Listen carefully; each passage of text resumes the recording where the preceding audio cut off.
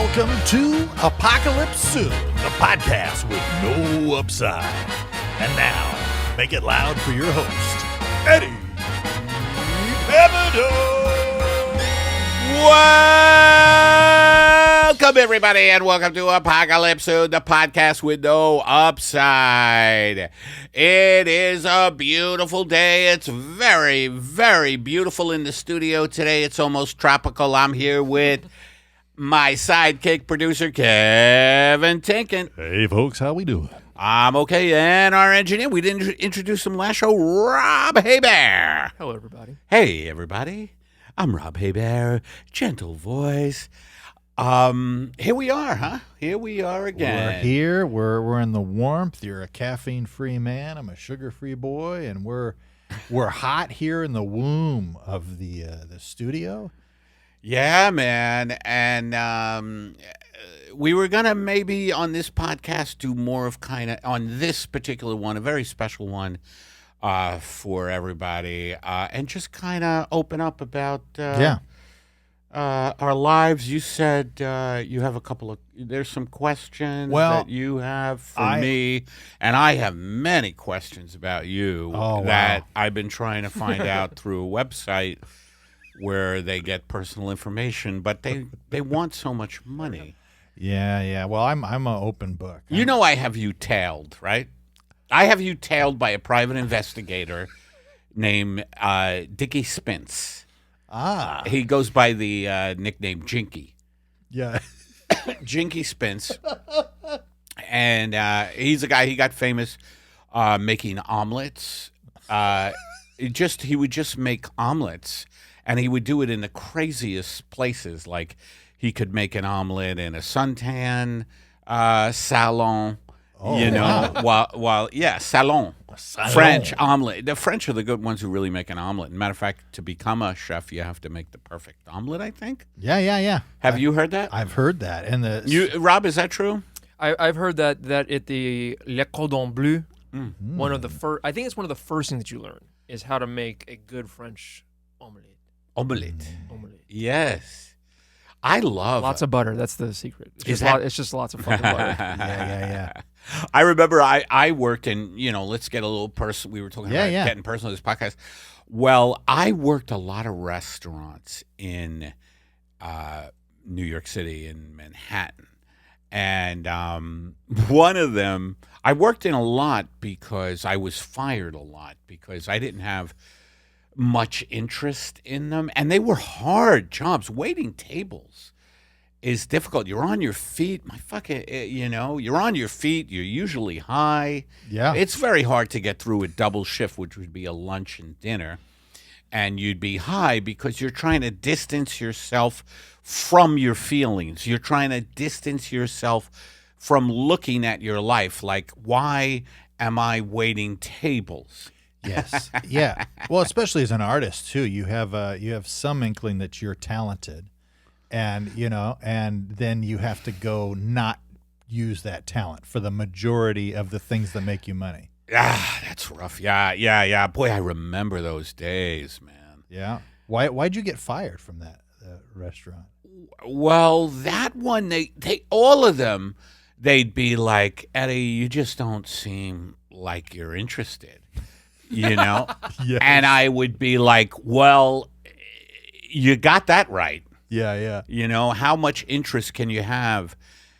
But what brought up my flashing to a waiter was about Rob saying about all you have to do with to make a tasty thing is put a lot of butter in it. Mm-hmm. And I remember I was working in this restaurant. I don't know if it's still there. It's called Becco in the theater district of Manhattan, and I would watch the Italian chef. I forget his name. He was Italian. He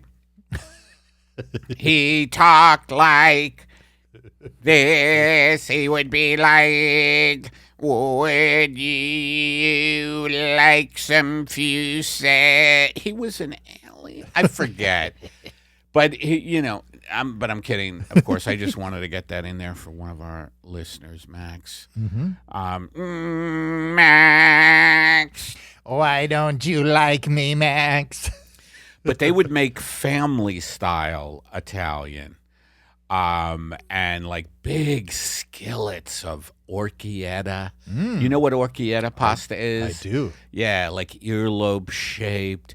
They had so many different shapes of pasta. It was a pain in the ass. Yeah. Like people would ask me, "What are the conchitas? The concella pasta?" And I would say, yeah, because they were all shaped differently. And I would say, a concella pasta, it's like, did you ever see Midsummer's Night Dream? And they would say, yes. Well, you remember Puck, the fairy? And they would say, yes. And I would say, concella is nothing like that. It's just, it looks like a brick. Yeah. No, but I mean, there were all kinds of different shaped pastas. And so anyway, I asked the chef, I was friendly with him. They all liked me until it got really busy. Like I would fuck around with them, and we all had fun together. But then when it got busy, and I wasn't like delivering the food on time, or I was getting in the weeds. That was a restaurant term, in the weeds, meaning, you were getting behind. Like, oh shit, I haven't even seen table 25. Yeah. And it was so dehumanizing. I referred to people as table 25. I would be like, hello, table 25. And they would be like, excuse me. And I'd be like, hello, table 25. You have shit in your ears, sir? Oh, wait a minute. I'm out here with my family. And I said, hello, table 25. Next to you is 26. Behind you, 27. Wait a minute. 26 is next to me, and behind me is 27? That makes no sense. You shouldn't 26. Look, I don't draw up the floor plan. All right? Now, our specials today, we have minestrone soup. It's with beef stock, a little pie-eyed shells. What is a pie-eyed? It's a little shell. Do you know David Mamet's Glen Ross? Yeah, it's nothing like that. These shells, they're tiny. They look like little pistols. I used to make up what the pasta would like. They look like little guns, like guns that a very small child would have. It's going to shoot at a flavor in your mouth. But anyway, I said to, let's say Mario was the name of the chef. And I said to Mario. Well, Becco is still around, by the way. It is? Is it on 46th Street? Yes! Yeah, it's still around. It's still there? Yeah, head chef right now, though, is William Gallagher, which does not sound Italian to me. Hello. Welcome to Becco. We have Irish flavorings to our pasta. What accent is this? I don't know. By the way, I'm trying to do Irish Italian, which would be like, oh, yeah, come on, you over here. Come on, you over here, you son of a bitch, I'll kill you. We have a beautiful pasta. We have a beautiful pasta today. These are some bad accents. Oh, I love them. I love a good bad accent. But anyway, I said, well, God, everybody loves the pasta. He goes, what's the secret? And he just said butter. And he just was throwing in tubs of fucking butter. It's so good. I put on so much weight in that restaurant that my doctor told me, you got to get out of there. Yeah. Really? Yeah. Doctor's like, you need to leave. Can I share a story similar to this? Yeah. So I used to work at a place in Culver City called Barn Garden, which was like a very fancy wine shop.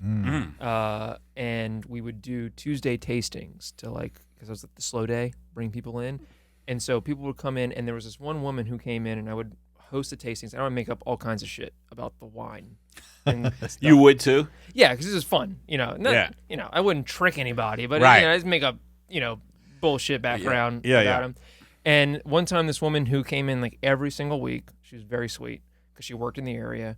She came in and she brought her friend, and she was like, "Oh, this is Rob, and like he knows everything about wine." And I was like, "Yep, And I was pouring the wine, and she's like, "Oh, and here's that cheese that I was telling you about. It's so good. This cheese is amazing." And they were just like picking up giant chunks of this cheese and like putting it on their crackers. And she's like, "Rob, what is this cheese?" And I go, "That is Kerrygold butter." And what kind of butter?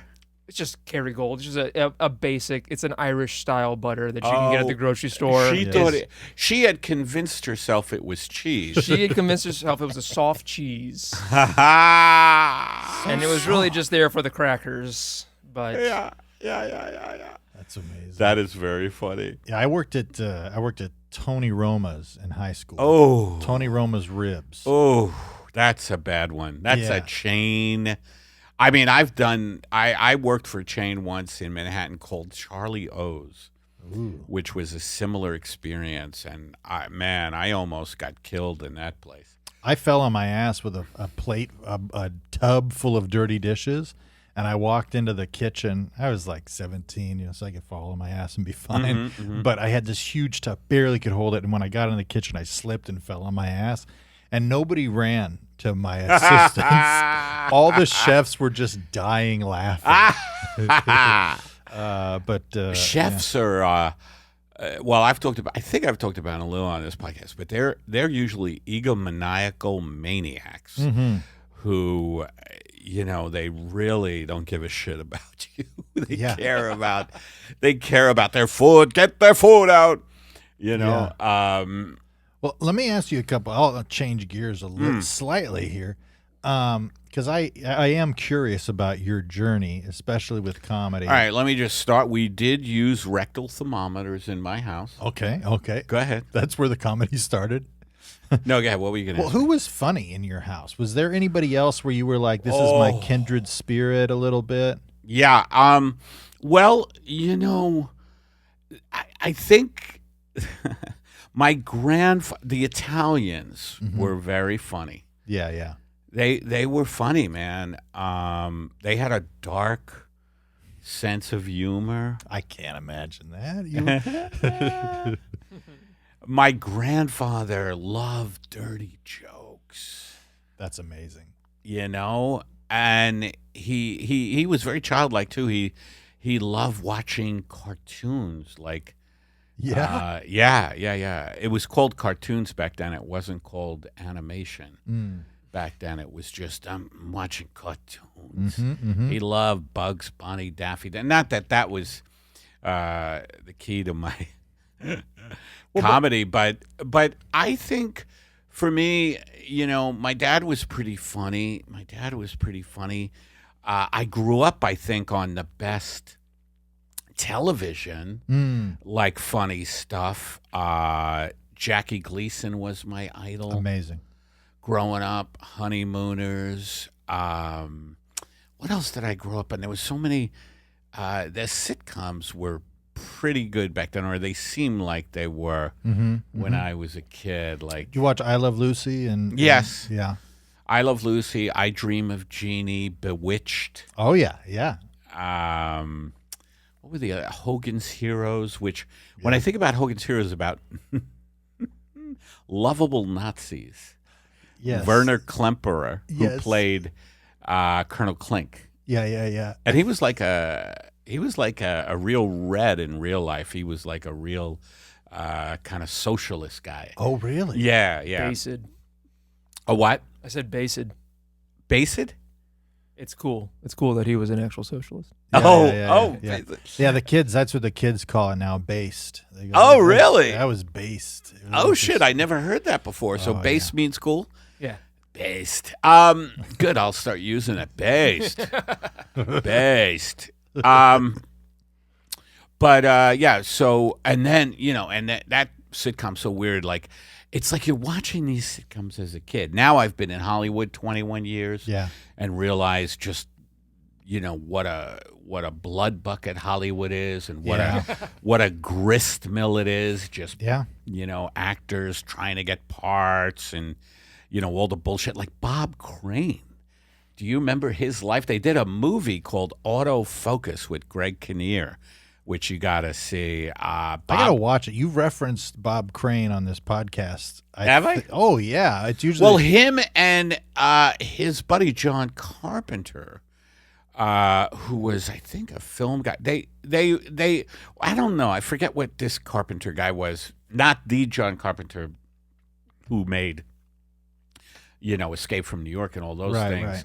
But The Thing, what? the best movie ever made. The Thing? Yeah. Did you really like The Thing? That's my favorite movie. Is it? Yeah, absolutely. Of all time? I think it's the Wow. best movie ever made. I got to watch that. By Carpenter? Yeah, the John Carpenter version, which is the remake from the 1980s of the 1950s version. I should. Yeah, so you think I should watch it? Oh, yeah. So Oh, you yeah. know a lot about wines. What does that pair with? Like, what does it pair with, that movie? Like a nice... I would say like an Etna Rosso. Etna Rosso. Would make a lot of sense Wow. because, that comes from the slopes of Mount Etna, and so you have a lot of Sicilian. aluminum. Yeah, you have a lot of aluminum oxide in the soil. Wow. I love hints of aluminum oxide in my in my wine. It gives a sharpness. There's a bite. sharpness. There's a sharpness. There's a bleeding of the tongue that drizzles on to the pasta or whatever. But yeah, The Thing. Wow. Yeah. But you were talking about John Henry Carpenter, Oh. who was Bob Crane's. Okay, thank you. He was so just thinking about Hogan's Heroes that I used to watch. Him and Crane used to and Crane was married, and they used to just fuck all these women. Yeah. Crane was a big star, and he would draw all these women. And Carpenter apparently got jealous because Crane started to cut him out of his picadillos or sexual escapades. Yeah, and Crane was found murdered, and Carpenter, and apparently he was hit with a tripod, like he was bludgeoned with a tripod, and they also videotape stuff. The first video cameras that were ever out, they used to Really? Yeah, they would videotape. I think some of their sex stuff. Oh. Ooh la la. Yeah, you can get that on bobcrane.com. No. No, but it's wild that he was murdered. Yeah. Like fucking crazy. Did you ever see that movie? Autofocus? I have seen that movie. Yeah. It has Willem Dafoe. Oh. Is John Henry Carpenter. Oh, in he that movie. played. Oh, he's a good evil guy. Yeah, Dafoe. and Greg Kinnear is Yes, Bob Crane. Bob Crane. Great. Whatever happened to Kinnear? He was so good, and I haven't seen him in anything lately. Yeah. Isn't that wild? Like he was like definitely like a big star.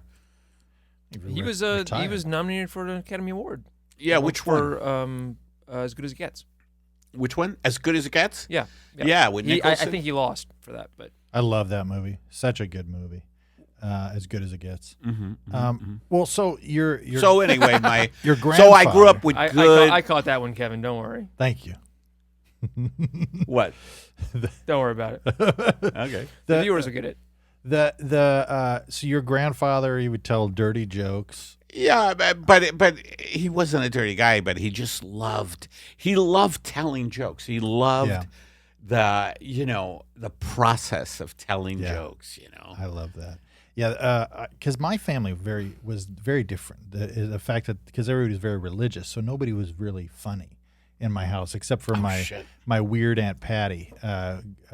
Who's you mentioned her before, didn't you? In some capacity, I believe so. Yeah, she was the only one who was goofy. She'd always do voices, and she was an artist and stuff. And but yeah, I always find that interesting for especially like you because you're a comic that I do admire.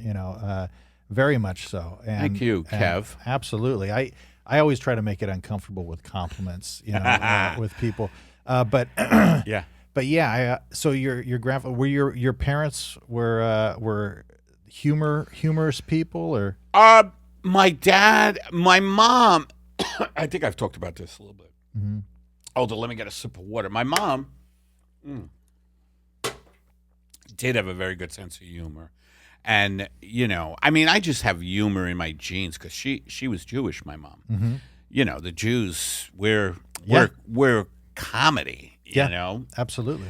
However, my mom was clinically depressed. And, you know, so that actually, I think because, you know, growing up in this, like, and so my mom's clinically depressed, you know, with, they called it manic depression then. Mm-hmm. Now I think they call it bipolar disorder. Mm-hmm. But she was put on a lot of medications, and then she started going in and out of psychiatric institutions. And I think for me, humor became like a big escape. Yeah. The shield almost. Yeah. I used it to like combat the, you know, my dad was, he's still alive, but like a rageaholic type of guy, and my mom depressed. And I think for me, humor was like a salvation. Like I just fucking was, you know, in that crucible of fear. Yeah. I use humor to like kind of reaffirm life, I think. Kind of balance out the environment that you were in. Yeah. And did you try to make your parents laugh most of the time? Yeah, I remember with my dad, I would try. One of my favorite things to do was make him laugh while he was drinking, and you know, make iced tea come through his nose. Yeah. You know, things like that. I would love to, you know, get him to like spit out liquids. It is so fun to mess with your dad. Like not your dad, but everyone's dad. My dad, it was fun to mess with too. I mean, you know, in good days we would really have some fun. Yeah. You know, my dad has very thin hair is the wrong way to put it, but I have it too, where it's very fine hair. Yeah.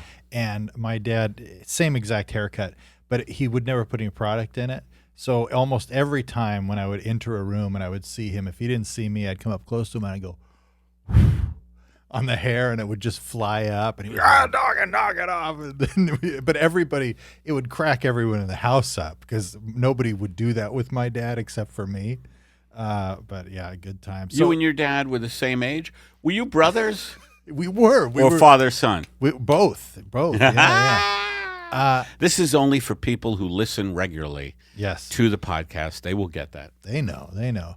So you, when was the first time that you went out and the idea of like entertainment being a possibility, and you kind of got the idea that you could do this? Well, I'll tell you, I think I was about 10 years old. I'm serious. For me, it was young, and I would just, a bunch of us, we would just be hanging out, and we had moved from Brooklyn when I was 9 to Staten Island, and Staten Island is fucking boring.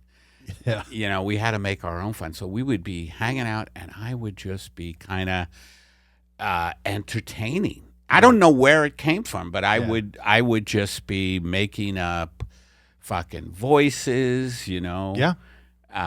And my other friends were really into it, and I just always, I mean, again, I think it was kind of a survival mechanism. Yeah. Well, you were doing comedy on hard mode, which is you were with a man who was angry and a woman who was having mental issues, and you were trying to get humor in those situations. You know what I mean? Yeah. And get those people to laugh. Because for me, like, my parents were perpetually going through divorce my entire childhood. Really? Yeah. From the time I was 1, my mother used to say that they would just fight, and then my mom would come to me and be like, "Your father doesn't love me," and I'd be like, "Oh, you're great, Mom, I love you."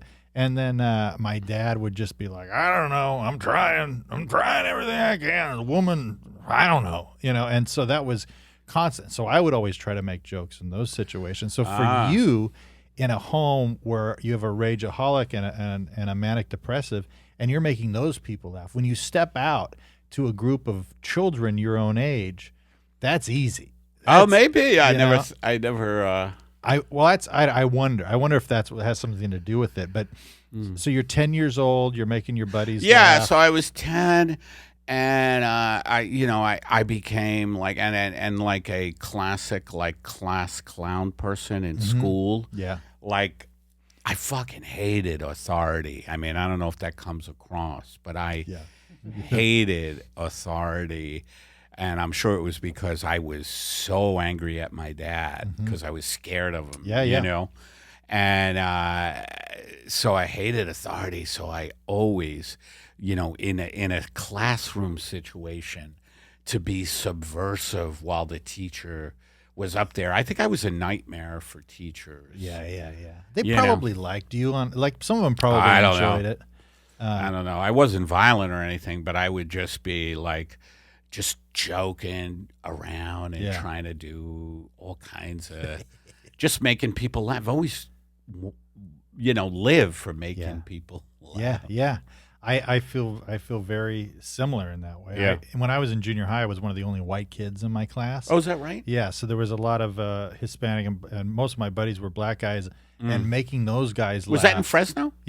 Yeah, in Fresno, and I would get kicked out of class all the time. You would? And then she'd make me go stand outside, and so then I'd stand at the window and I'd do like the elevator thing, you know, or the escalator or walking downstairs, and then she'd come out, knock it off, and then she'd send me to the principals and stuff. But I always love making those guys laugh because I don't know, in my opinion. Well, it's a big acceptance thing. Yes, absolutely. You know, you want to be popular. You know, I was shy. I mean, I think this is true about, excuse me, a lot of comedians is they're actually very shy. Yeah.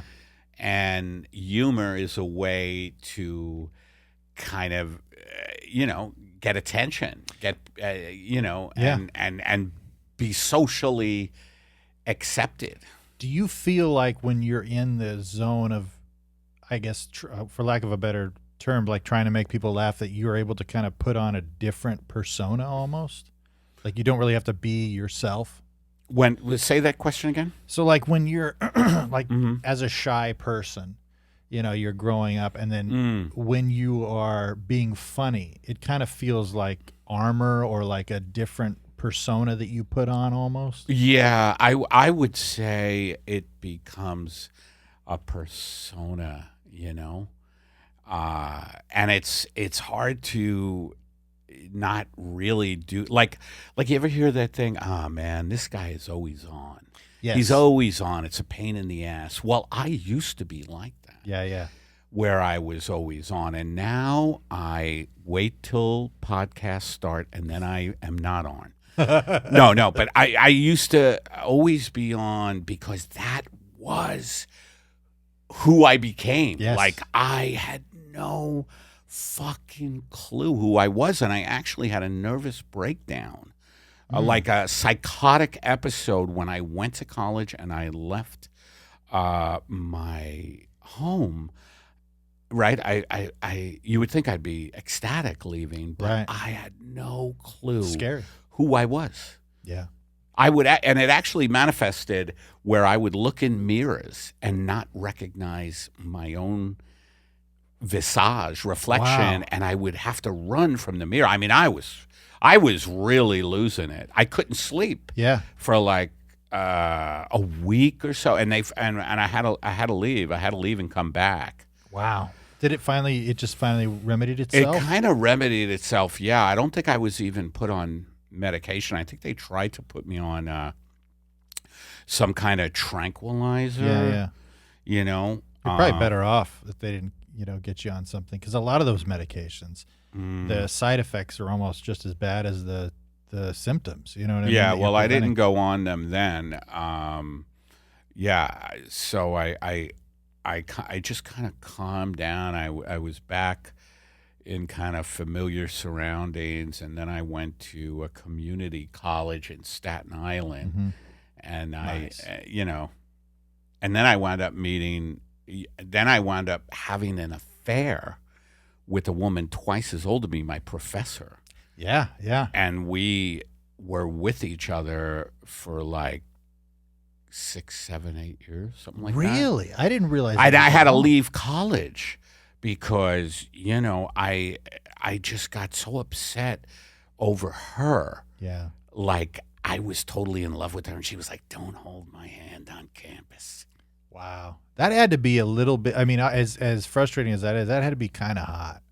You know what I mean? Like the secrecy. It was of good to be the hot one finally.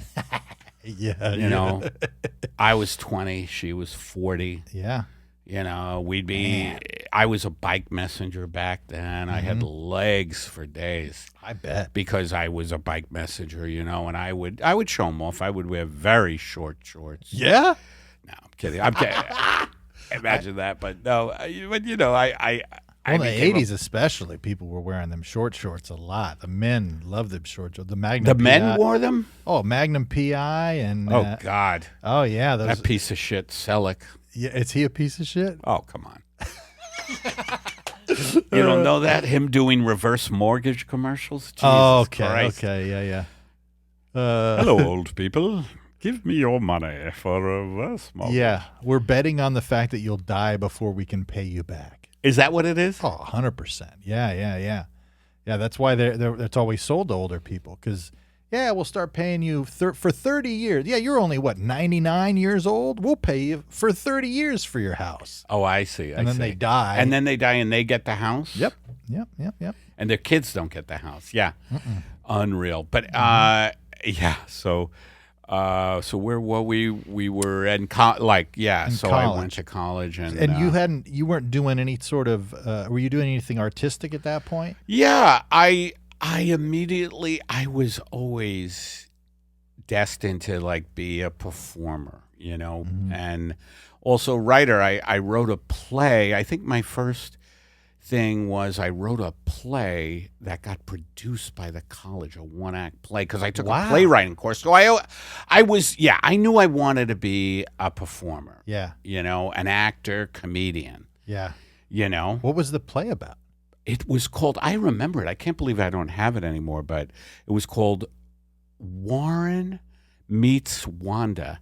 And Warren was a blind burglar, and he meant to rob a rich neighborhood, but he was in the wrong area because he's blind. And he goes into this apartment, and there's a couple there, Wanda, and I forget who her partner was, this guy, and the blind thief wins Wanda over. Wanda, you know, and the comedy is in the guy. I think his name was Tim. Tim was going, I can't believe you're into this guy. You know, well, I mean, this guy's a thief. He's blind. What do you see in this guy? Yeah. What do you see in this guy? Yeah. Come on now. I'd be sight isn't everything, Tim. I don't know, but whatever. It got produced. That's great. Did you act in a lot of plays in college? I acted in a few. Yeah. And I started. So what happened was I dropped out of college and never got a degree, and I started taking acting lessons in Manhattan. Nice. But I was still working. I had to work in Staten Island to support myself, and I was sanding fucking floors. I was sanding and installing hardwood floors. That's brutal on your back. Oh, fuck. I was in good shape, though. Yeah. You know? Yeah. Which is why I was drawing 40-year-old professors toward me. Yeah. Yeah, weren't we all in great shape back then? When we were in our 20s? I know that, yeah. But so I remember going to acting class straight from a day of sanding floors. Yeah. And I was like the character in Charlie Brown, Linus, who was, you touch him and the soot. Yeah. The soot would come off me. Pigpen. What? Oh, is that Pigpen? Right. Was Linus the piano player? I forget. No, that was Schroeder. I'm fucking them all up. Anyway. Linus had the blanket. The what? The blanket. That's right. Yeah. Oh, the blanket. Right. I had a blankie for a long time, too. Yeah, me too. You did? Yeah, it was I didn't want to give up my blankie. Yeah, mine was an Afghan that my Nana had made for me when I was a baby, and I held on to it for a long time. You finally got rid of it. What was it? A couple of years ago? Well, 38? I have it right here. No, I do still have it at home, but yeah, I don't know how long I was holding on to that, but it was definitely like a security thing. So I started taking acting classes in this studio called the Manhattan Ensemble Studio Theater, and that was wild, man. The guy teaching it was such an eccentric dude, from Yale, huh? Yeah, perfect. Yeah, and I knew, I always knew my bent was toward comedy, but I was into like Arthur Miller. I loved Arthur Miller. I loved the pathos of David Mamet. I remember my favorite play back then was American Buffalo. Oh, yeah. You know American Buffalo? I do. About the owner of a junk shop, Donnie, and a junkie who works for him, and then Teach. Yeah. And I used to do a monologue, Teach, and the monologue, I still remember some of it, where the monologue would be Teach just walking into the scene going, fucking Ruthie, fucking Ruthie, fucking Ruthie, fucking Ruthie. What's up, Teach? Fucking, I go into the diner, and Ruthie is there, right? So I'm like, okay, I'm going to have some eggs. And it's just this ranty, and I used to love it. I used to love Mamet, but... Do you go out for dramatic roles, non-comedic? I did. I always wanted to. I think you'd be brilliant at it. I think you'd be fantastic at it. I always wanted to. I never auditioned well. Yeah. I very tense, Yeah. I had a couple of big opportunities with CBS early on when I got to LA, CBS, and I think another network or something. And it was for stuff like on cop shows. But I wasn't ready. Yeah. I wasn't ready, and my thing was comedy, because back to the acting workshop that I was in Manhattan when I left college, I would do a serious scene from Death of a Salesman, and people would be laughing. Yes. It was just in my bones. You know what I mean? Yes. Like the way I was just, it was just always funny shit. Yeah, that's great.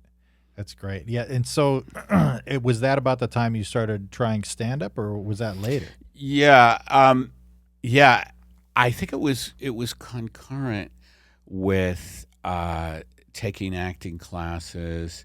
I would go to because I love stand-up. Richard Pryor, was my guy.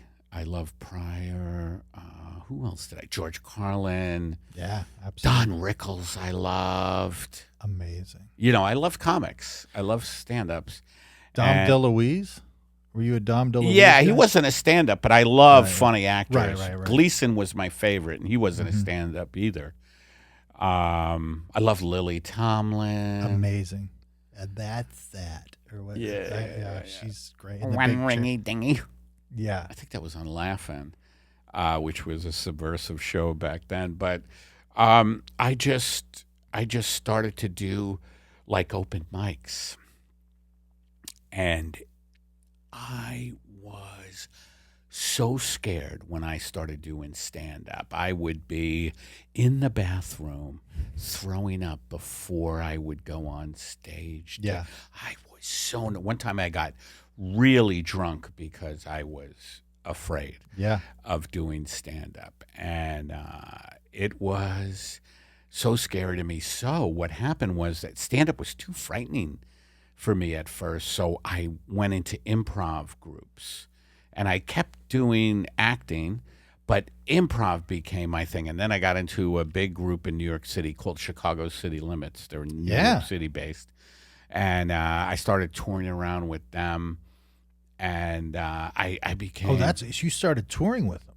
Yeah, we toured. We toured the touring company. They had a touring company. This was in college still? No, I had left college. So I was must have been in my late 20s, something like that, or early 20s. Yeah. The timeline is so fucked up for me. Yeah, that's fine. I don't know, but, and then I went from improv, and then when I started performing in front of live audiences with improv, and I did do a couple of plays, I I did a really serious play, an Arthur Miller play again called View from a Bridge. And I really liked doing that. And that was a big deal. I almost fainted from anxiety. Like my cue to go out, I was the lead. I played Eddie Carboni, and I was backstage at the Raft Theater in Manhattan on 42nd Street. And it was like a big deal, to be the lead in a play and off Broadway. And holy shit, I almost fainted, but I got out there and I made it through the play. But it's a play about a longshoreman whose niece lives with him, and his buddy from the docks, Rudolfo, falls in love with his niece, but Eddie is secretly in love with his niece. He falls in love with, so it's this wild, like incestuous story, and he winds up, spoiler alert, folks, he winds up killing Rudolfo at the end of the play. Man, that's a serious role. And I thought I did pretty well with it. Yeah. They weren't laughing while you were killing Rudolfo. No. So that was me, like this duality. Excuse me, this duality of being super into comedy. Yeah, but really liking the other aspect, the dark side, the drama side. And the classic cliche of like there's such a thin line between comedy and tragedy. Yes. And that is so true. Mm-hmm. That is so true. And again, going back to when I was young, there was a lot of fucking heavy shit going on in my family, and comedy was a way, to make fun of the dark shit that I felt. Yeah. But you're also experiencing and feeling the emotions of going through that dark shit, which is incredibly helpful when you're having to portray those roles. You know what I mean? That's true too. Yeah. That's probably why I was drawn to it, drawn to acting, is just like it's, to just really have and comedy does this for me now. Yeah. Comedy does this for me now in a big way, just getting out this pent up stuff. Yeah. Yeah. Dana Gould called me the human id. Like my id really comes out. Yeah. Well, especially if we're smoking too, you could just get it out there. Oh God. You're really good at letting loose and getting it out, and the free association, which I do feel like the self-conscious comedian, the shy comedian, you have a lot of, I have a hard time approving my own thoughts far enough to get them out. You know what I mean? Yeah, me too, though. And that's always a battle, is that, critical, that critical voice. Yes. Where you're, and it's part of the reason you're a fucking comedian, part of the reason I hate authority. It's this voice telling me, no, you can't do that. You don't do it good. And I'm like, well, fuck you. I'm going to do it, or whatever. Yeah. But it really is a battle to overcome those demons. Yeah. That come at creative people when they're trying to be creative. It's almost therapeutic to get past it, because you're having to accept yourself in some way. You know what I mean? I feel. Yeah. It's a whole fucking. In a way, I think it's narcissistic. Like, it's all about me. It's all about my inner demons. You know what I mean? Like, But I think someone who like does it for a long time, like. And if you can get the stuff out and not censor yourself, if you could really talk about your life and your thoughts, it connects with a lot of people, because everybody pushes down a lot of taboo things to talk about: mental illness, family tragedies, lack of success in your life. People don't want to talk about that shit. And if like, I love going up on stage and going, hey folks, round of applause if you're a failure. And it's funny how a lot of people will get into that. They'll be like, ah! And the people who are like, what the fuck is he, those are the people who are in trouble, I think. Yeah. Well, and the unself-actualized person, it's like, what? Yeah. Those serious people have always been funny to me. Those type of people, because I'm just like, you can't see it. You can't see it right there. Like, you're really that, serious about stuff. Oh, yeah. I always kind of respect them, too, like really serious people. Well, not really. If they're really serious, they're a pain in the ass. But, I mean, if they always are, they're not wanting to make people laugh and they're just doing their own thing. I'm a little envious of people who, don't feel like they have to please people all the time. Right. Uninfluenced by the thoughts and opinions of the outside. Yeah.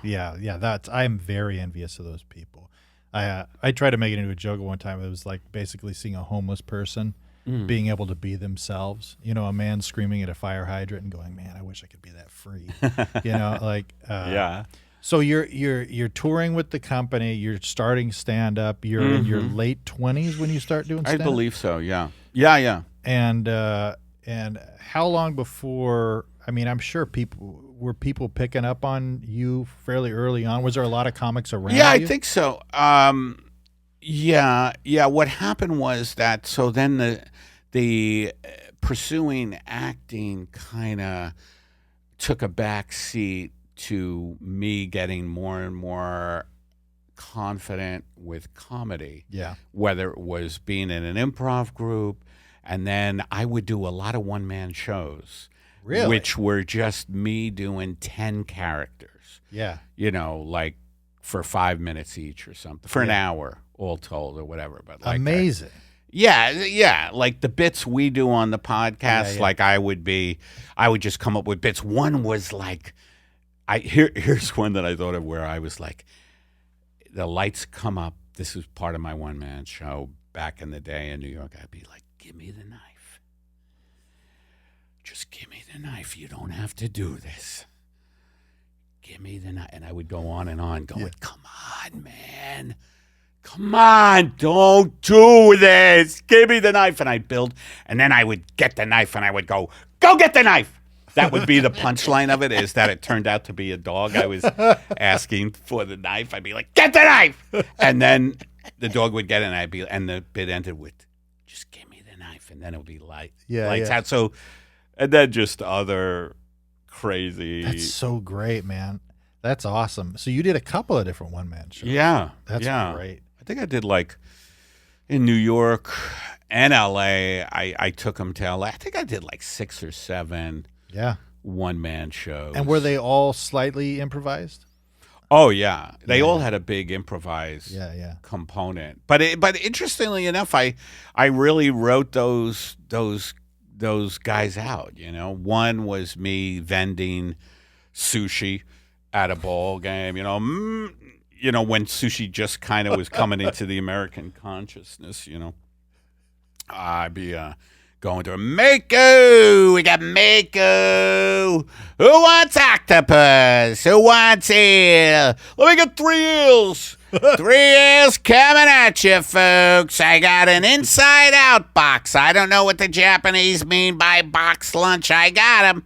Like, I just go this free associative stuff. Amazing. Yeah. You should definitely do that again at some point. I think that would be great if it's something you would.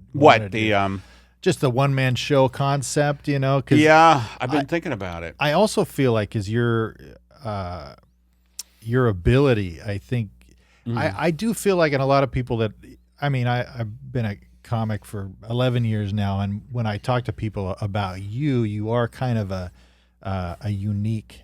You're a unique act. You know what I mean? You're very different than other people, and unpredictable. And I think the one-man show with the character thing could be fantastic. Yeah.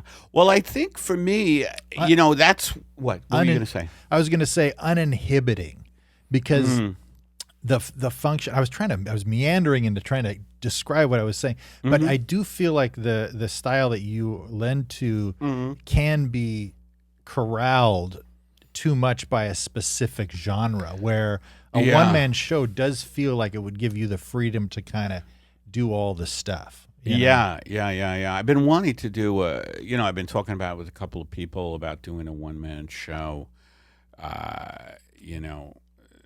the end of days, like, And I had one that I did in LA, but like fine tuning it now, to what we're going through, Yeah. Were you ever approached by any, like a Saturday Night Live type?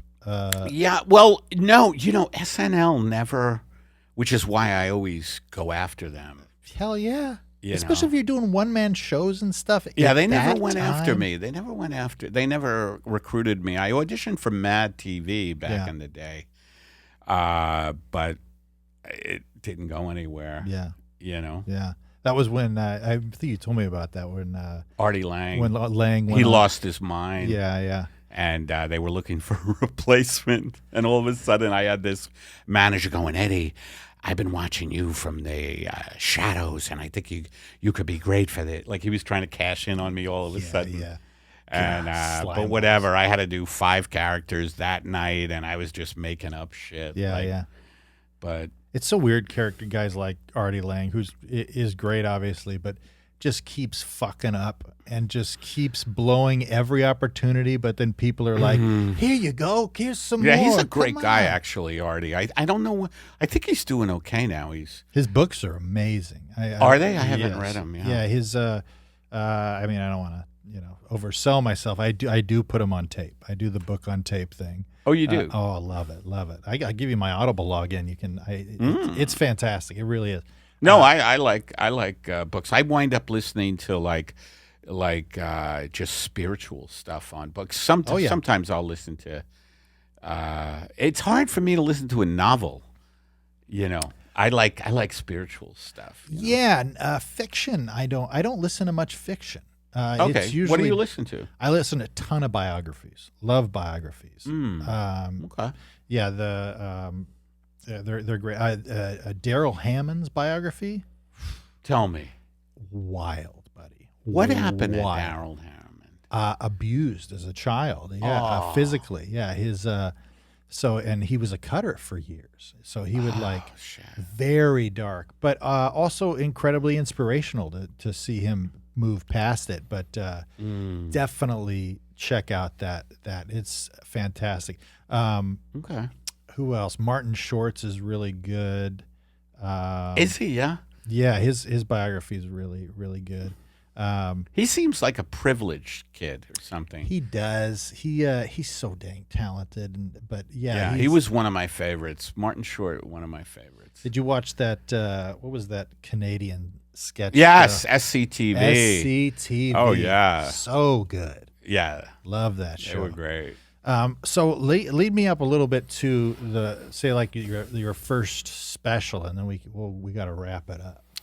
Oh, first special, yeah. It just came out of, it's going to sound cliche, but it just came out of, constantly performing. Like, that was my life. It still is, really. Yeah. But I just would go out. I never had a fan. I never had kids. Yeah. So I was all about just going out and performing in all these places, and and doing those one-man shows, and then finally, my stand-up started getting better and better because of all the reps I was doing, and it just came about. My first recorded special just came about, just a guy approaching me and wanting to it was audio only, the first one. Oh yeah, called The Big Push, and I just did crazy fucking characters, crazy bits. It wasn't even in front of a live audience, but oh really? Yeah. I did it in a studio. It was nuts, but it we released it on some weird label, and then I started doing the live audience thing. And started doing specials. So your first official stand-up special was what? was, I think, the first thing I had out that you would call an Eddie Pepitone release was the Big Push. Yeah, the And character one. Yeah. Yeah. You ever hear that one? I think I've heard bits of it. Yeah, probably. Because it's on iTunes. I'm on. Oh, shit. Yeah.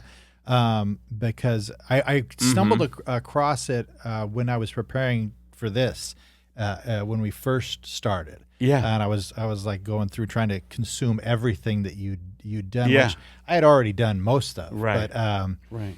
I used to listen to the podcast that you did with Jamie Flam and Sean Conroy and Amber. Amber, yeah. Yeah.